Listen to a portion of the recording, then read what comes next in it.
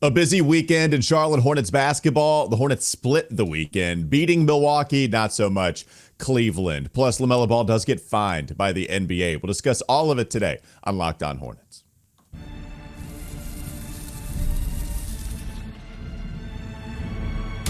You are Locked On Hornets, your daily Charlotte Hornets podcast. Part of the Locked On Podcast Network, your team every day. In a minute, cuz we live.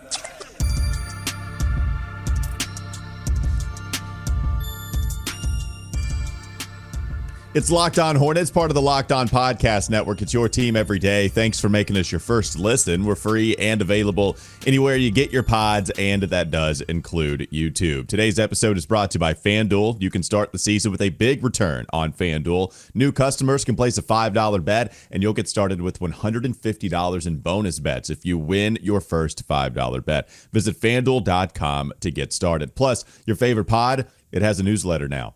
Introducing the Locked On Hornets Daily Newsletter. One stop for ultimate team and league coverage delivered right to your inbox. Sign up for free right now at LockedOnDaily.com. That's LockedOnDaily.com and start your day with the all-new free Locked On Hornets newsletter. There's the guy writing them. It's Doug Branson. You can find him on to Substack, everyhornetsboxscore.com. You can also text him by finding his subtext information there, and you can listen to his takes on the NBA, or really, I guess, drive the ship. That is the Locked On NBA vessel with Hayes and Matt Moore. How are you driving? Don't you worry. I get my takes out. I just find the little wrinkles, little wiggle room there, and get my takes off. I didn't expect anything less from you. I didn't know if you were like easing your way into the take world on Locked On NBA, because this is only like a month old, but no, that's plenty of time for you to fire off some hot ones. All right, that's Doug Branson. I'm Walker Mail. Listen to me on WFNZ every weekday where I deliver some hot takes, 12 to 3 p.m., 92.7 FM, Sports Radio, 92.7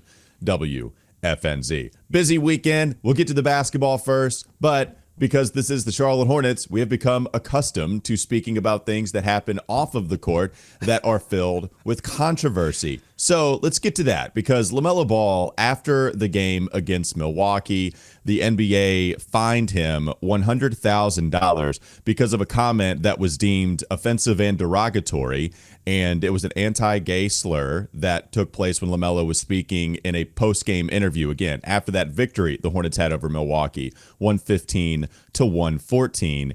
So LaMelo was fined $100,000. It's a lot of money. Doug, I'll just leave it for you here, because I know that you were I'd leave it for you with your comments on it first before we get into Charles Lee's apology and LaMelo, who's apologized since then as well. Well, yeah, let me read LaMelo's apology, because I think it's going to kind of guide my thoughts here. So Ball said after the game, "Before we get started, I just want to address the comment yesterday. I really didn't mean anything by it and don't want to offend anybody. I've got love for everybody, and I don't discriminate." So I believe that he didn't mean to offend anyone. I think that his comments were careless, but the comment was wrong, and there's no place for it in the game. I mean, that we've been through all of that. We've been through campaigns with Jared Dudley and commercials, and there's just no place for anti-gay terms, anti-gay slurs in the NBA or any place in our society. And LaMelo should know that. Players, I think, have plenty of opportunities to understand that as they get into the league, particularly if you've been in the league 4+ years. The Hornets need another controversy off the court, like they need a hole in the head. Like they need to, they've got enough issues on the court. They do not need any distractions. And so, I just think LaMelo has to do a better job of being more careful with what he says. And then I hope he did learn from this situation. I hope he was careless and somebody got to him and said, "Hey, you shouldn't say that, and here's why." And he internalized that. Now, I may be a little bit naive there that people do change in that way. I hope he does. But the cynical part of me just hopes that someone said, "You shouldn't say that because of the PR stuff. We don't want the distractions." And he goes, gotcha. Won't do it again. Because this has been building for a while, Walker. I mean, he's had some post-game comments in these, quickies right after the game where he's, cursed on live television. And we've said, yeah, that's a kind of a deal to some people. It's not a deal to other people, but it does show sort of just a lack of care with what he's saying. And then this is why you're concerned about that, right? When something like this happens. Right. Well, and that's the thing, too. The $100,000, let's be clear, that is a hefty fine. That is a lot of money towards the anti-gay slur that he uttered after that win against Milwaukee. And I have to imagine that some of this takes place because LaMelo was also so carefree during other interviews where he's cursed multiple times. I at least I have to imagine that was baked into consideration. The term itself, I know that the NBA has a zero tolerance policy on it. So this is something that the NBA wants to come down hard on to make sure that we don't see this again. They want to do their best to deter this type of behavior. And so that's why the NBA is coming down with a fine as hefty as $100,000, which there's nobody today. A lot of times what we'll do is, just because radio hosts and podcast hosts alike want to go to the extreme and nothing is good enough, he should be banned $1 million. He should be suspended. He should be kicked out of the league, right? Like, we just keep building up and building up. That is not happening today. Like, I think people understand that this was a lot of money. And I also completely understand that the NBA does this and even has to do this because this is an association that embraces everyone. They have pride celebration. They sell the t-shirts. They put on the graphics. They want to make sure that you are not only welcome, but embraced as a member of the NBA community. And so This is why you get this kind of fine when you say something like this. Yeah, and when any player says something like this or anything around this, it does, make people feel in the LGBTQ community that, like, oh, it's not okay for me to exist, and that's not great. So on the amount of money, so if you look at the history of this, Jokic fined $40,000 for saying the same thing. Cam Thomas got dinged $40,000 for saying the same thing, and then Anthony Edwards posted not this comment, but something in the realm of that, and was fined, I think, $35,000. And so you go to $100K here. I don't know if these fines are scaled on the level of the contract, but whatever the case is, I've always said, like, punishments are only as good as the, like, usefulness in deterring future actions. So I think that if you have high-profile cases like Jokic and Cam Thomas and Anthony Edwards that were reported on, the fines were made public, then players got to understand, like, that's going to happen, and then the fines need to go up and possibly even suspensions in the future if they can't clean the conduct up. So, and also, I wonder just how much this specific fine, because you brought up the other totals there, this was on an NBA broadcast, right? So this is their product going out. I'm not sure. I know Anthony Edwards' comment was not one that was on an NBA broadcast. Jokic was in a postgame. I'm not sure about the Cam Thomas. Right. The Cam Thomas was also the only one I didn't know. But you're right. Like, this is the one that I know was on an NBA broadcast where people were tuning in and watching it. And if you were watching it, then there's obviously not a quick enough button to press to pull away from that, like you can from a post-game presser and or just Anthony Edwards' comments not being right in your line of sight by watching the game. So if the NBA, this is an NBA product, right? This is something that they are putting out there as a business. This is also why I have to imagine that the total was so much more than the previous totals that you brought up via fine. Yeah, here's the bottom line for me. The comments were wrong. LaMelo should have known the comments were wrong, and he's the face of this franchise. And as a face of the franchise, you have a responsibility to make everyone that wants to participate in this franchise feel welcome, or at the least not feel unwelcome.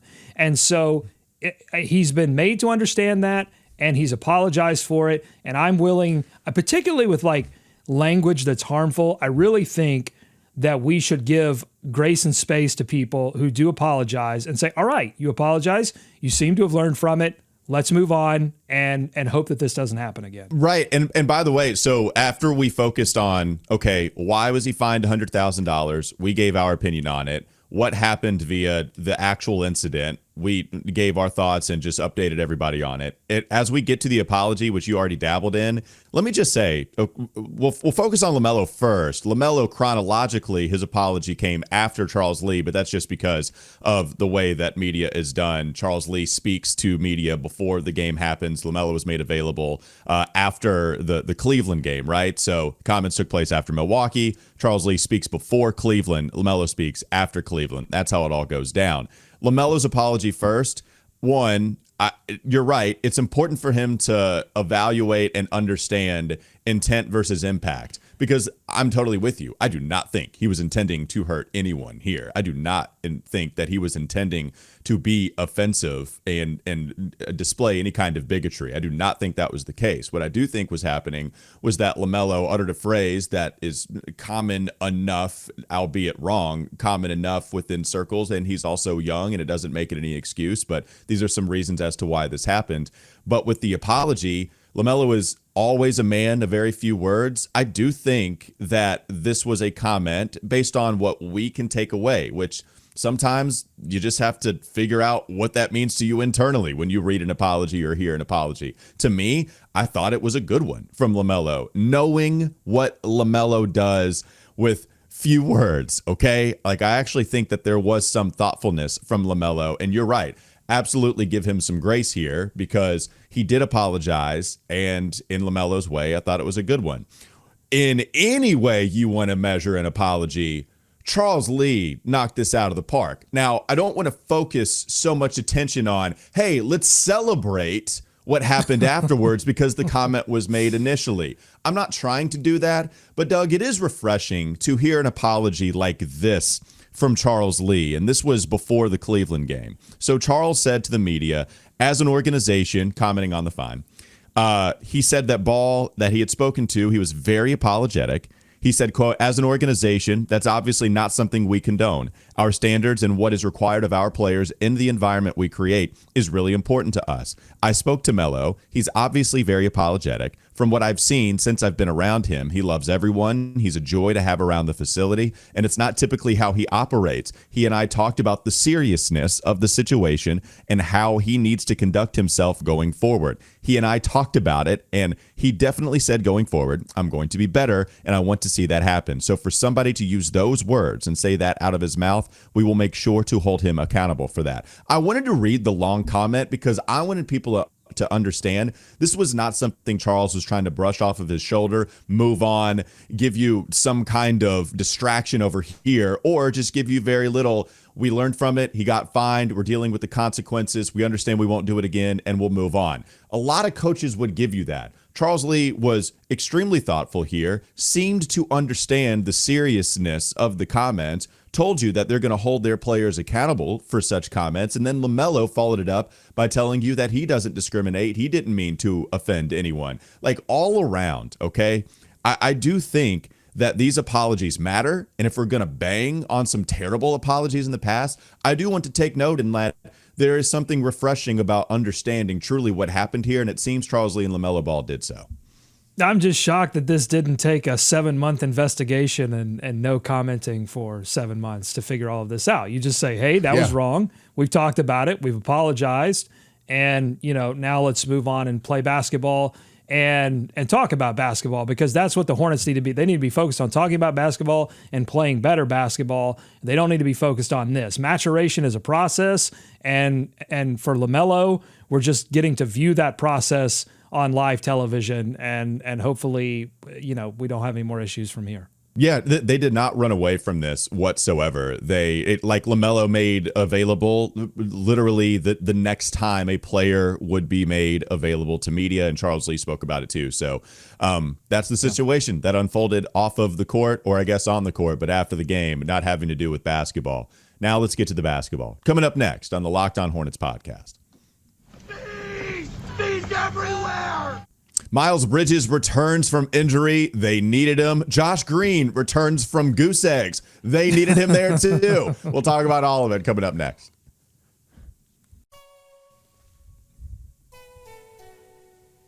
This episode is brought to you by BetterHelp. This month is all about gratitude, and along with the person that you could maybe shout out, tell them how much you appreciate that person, somebody in your life, whoever it is that is significant to you. It's sometimes hard to remind ourselves that we're trying our best to make sense of everything, and in this crazy world, that's not easy.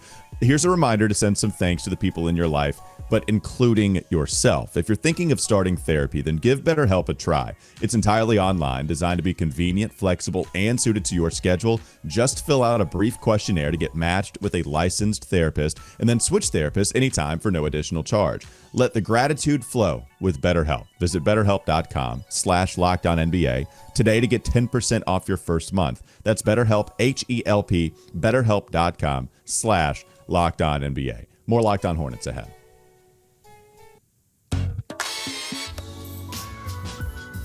All right, Doug. So the Hornets, they split the weekend. They beat Milwaukee 115-114.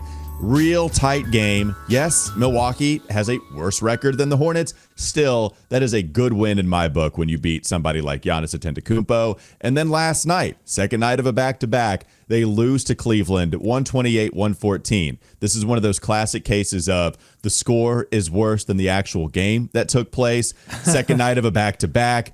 Hornets going against an undefeated Cleveland squad on the road. Maybe they had a little more pep in their step because the court was just so filthy for their city edition. I forget whatever edition the jersey was. I forget. But either way, the court, the jerseys, they looked real clean. And the Hornets just they were falling behind like in the last 5, 4, 3 minutes of this one. Where do you want to start? Do you want to go with Cleveland, the bad, I guess, quote unquote, or the good where the Hornets beat the Bucks?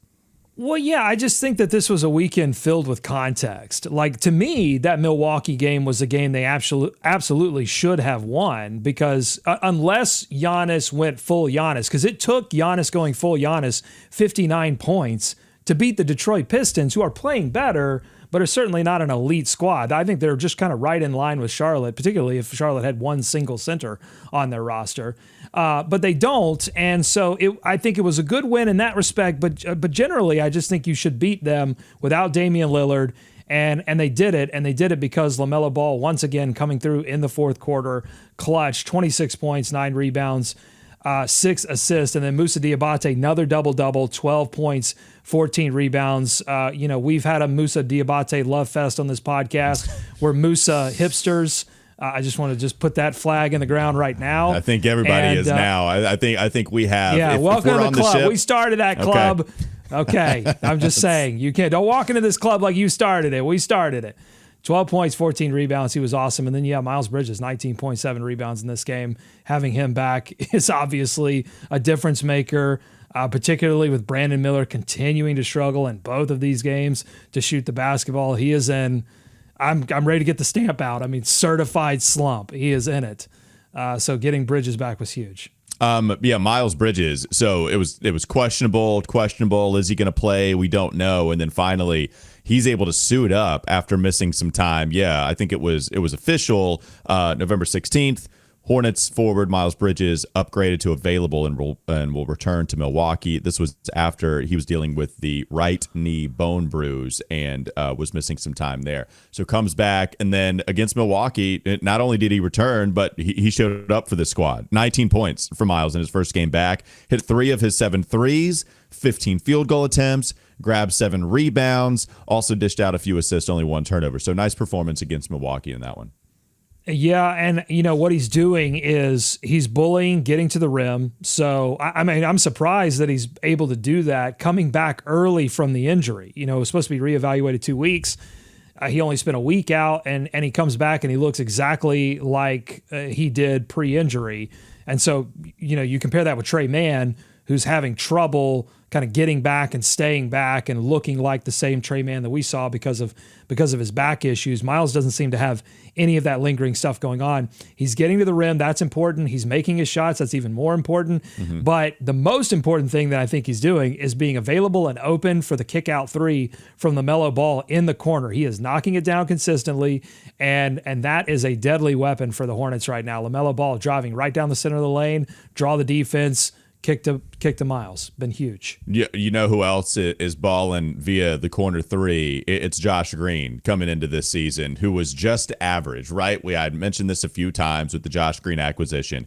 For Dallas, he was average in terms of accuracy shooting that corner three, and that's all we needed, because this has been a team that struggled with what most would deem the most efficient, I guess analytically, just factually, it's the most efficient outside shot in the NBA. Yet the Hornets, they didn't neglect it, they just couldn't hit it consistently. They couldn't hit it at an NBA level. And so Josh Green has come in and really helped them out. Hit, I don't know how many against Cleveland. I know he hit one, and he was 2 of 2 overall from 3 against Cleveland. Yeah, so Josh Green, 15 points against Cleveland.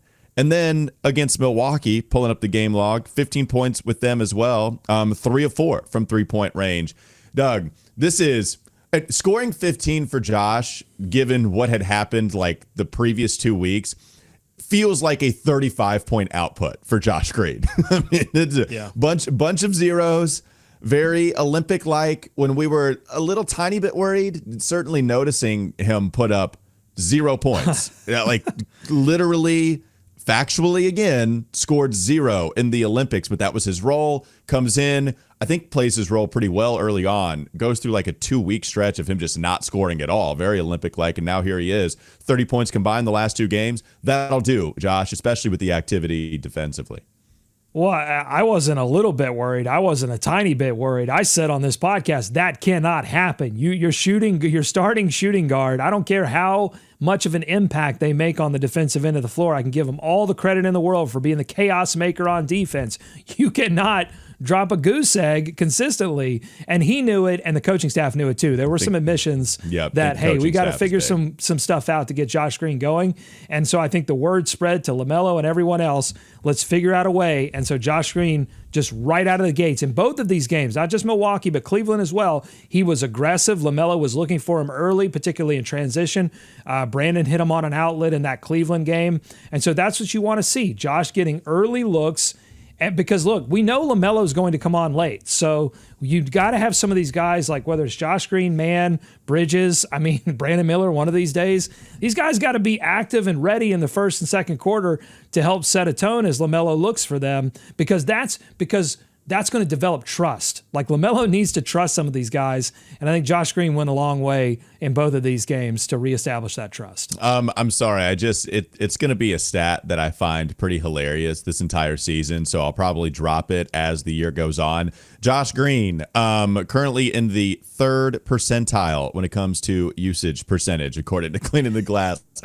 So we're seeing that go up a little bit in these last 2 games, but this is his role, man.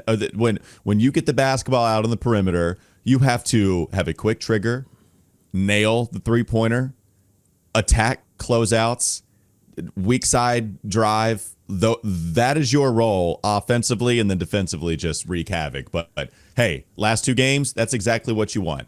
And I will say, you brought up the coaching staff. Josh Green, before that, had like 6 shot attempts combined before this 30.2 games combined output. This is the second time now that we've talked about a dude not figuring it out, and then we could see differences from the coaching staff to get them going. Miles Bridges is the first example of that. I think Josh Green is the second example of that. Now, very different players, different MOs. It's imperative you get Miles going offensively.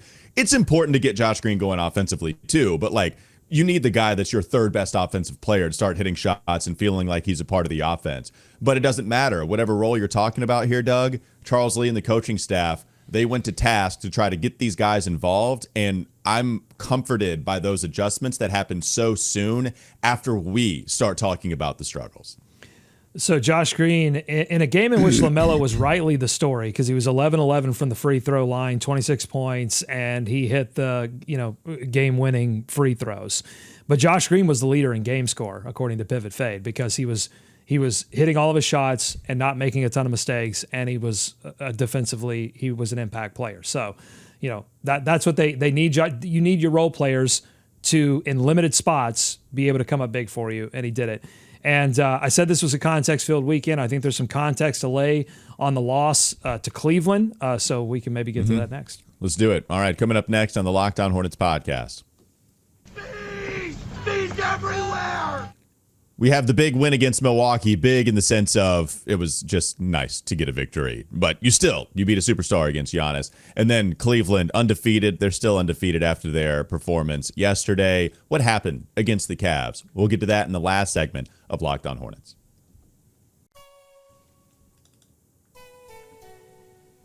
This episode is brought to you by FanDuel. You can get ready to tackle what is a little bit more now than just the second half of the NFL season with FanDuel, America's #1 sportsbook. Because right now, new customers can bet $5 and then get $150 in bonus bets if you win. The FanDuel Sportsbook app gives you everything you need to place live bets on the NFL all in one place. So when you get a hunch in the middle of the game, you can check out the latest stats, view live play-by-play, and so much more on the same page where you place your bets. Just visit FanDuel.com to join today. You'll get started with $150 in bonus bets if you win your first $5 bet. That's FanDuel.com. Never waste a hunch. Make every moment more with FanDuel, an official sportsbook partner of the NFL. More Locked On Hornets ahead.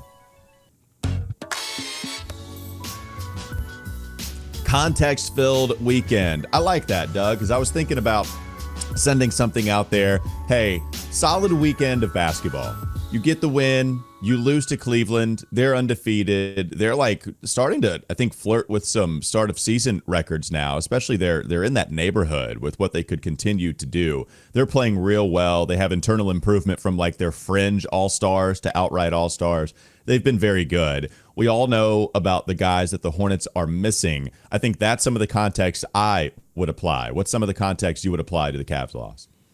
Oh, yeah, absolutely. I mean, this was a game against Cleveland where the lack of having a single 7-footer that you could throw at Jared Allen or, at Evan Mobley, it mattered in this game.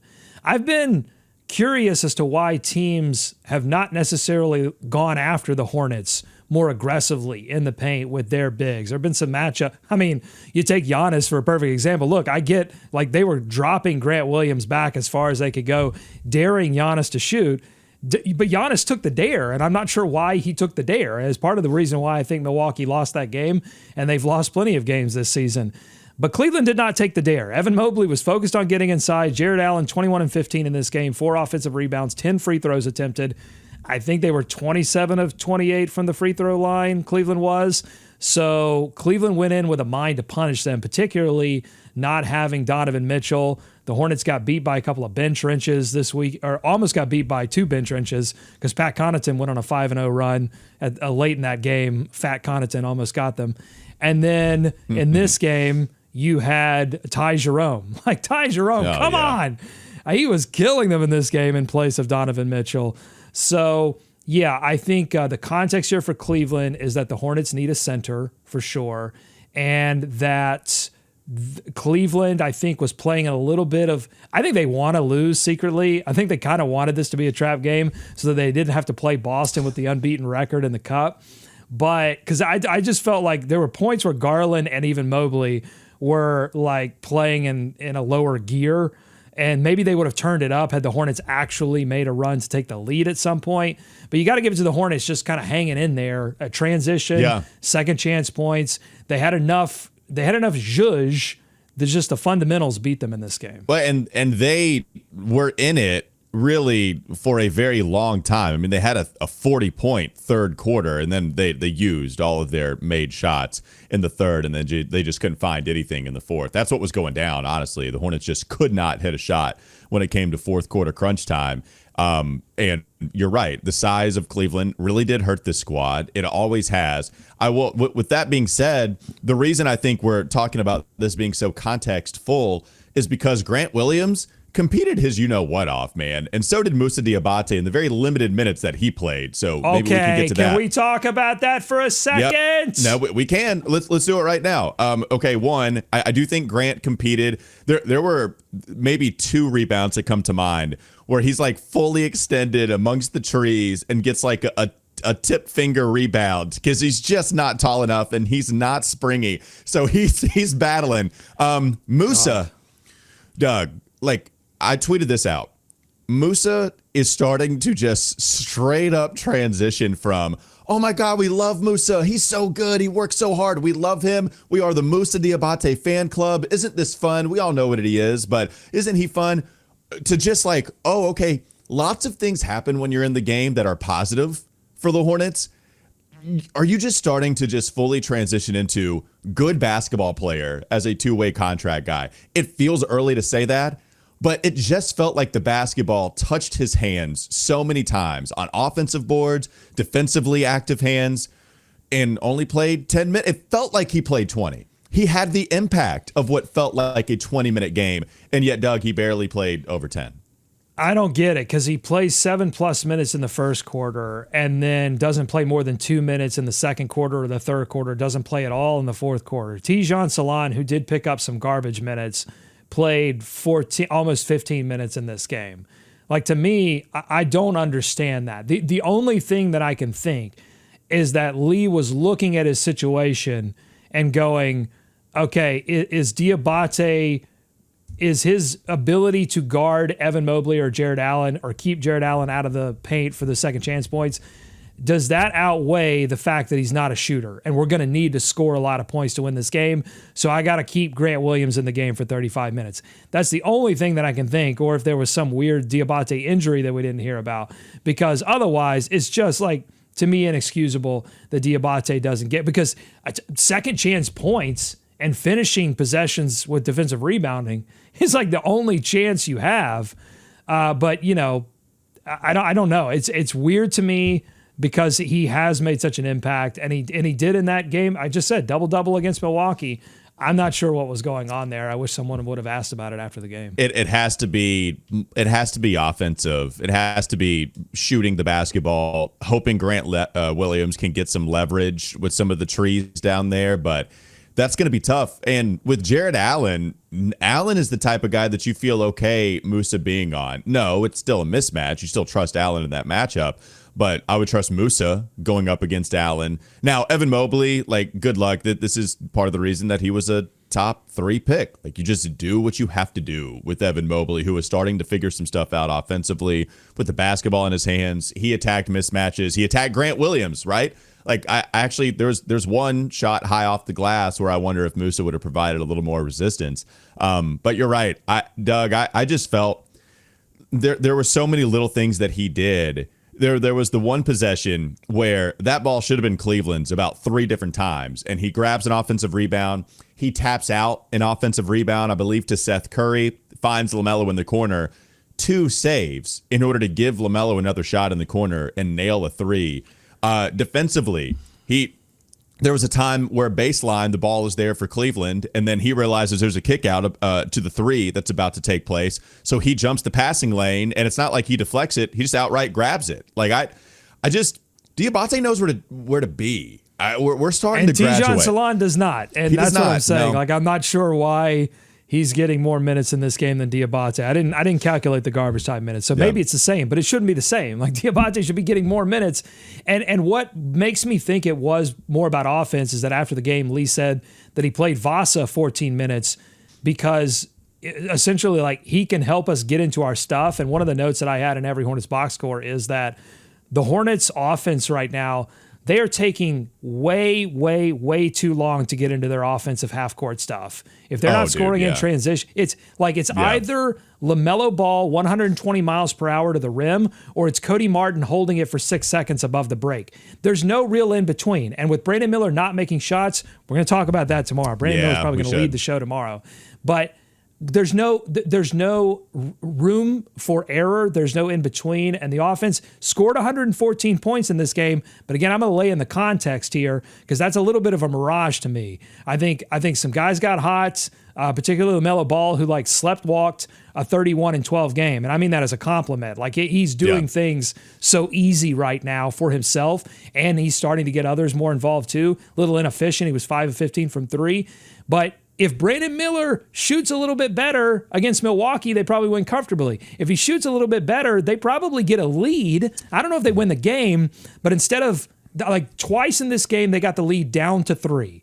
They could have taken the lead if Brandon would have shot a little bit better. I'm sure we both have thoughts. Those are the types of looks that you want him taking within the context of the play. Those are You still want him taking those. We can get to it. Brandon Miller leads off the show tomorrow. You got one more finishing thought? Just don't lead. Don't overthink things. If you got a player who's giving you max effort in a game against Cleveland that you're probably going to lose anyway, just play the guy who's giving you max effort and let him dust it up with Jared Allen and see what happens. I just think there was a little bit of getting caught up in trying to strategize here against a Cleveland team that is now 15-0. Let the moose loose, baby.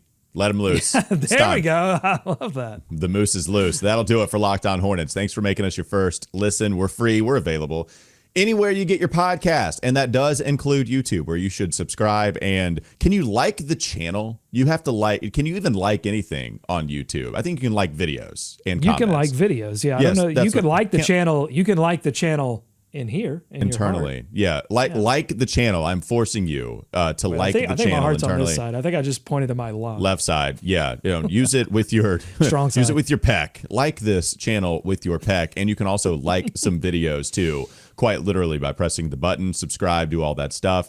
And listen to Doug Branson on Locked On NBA.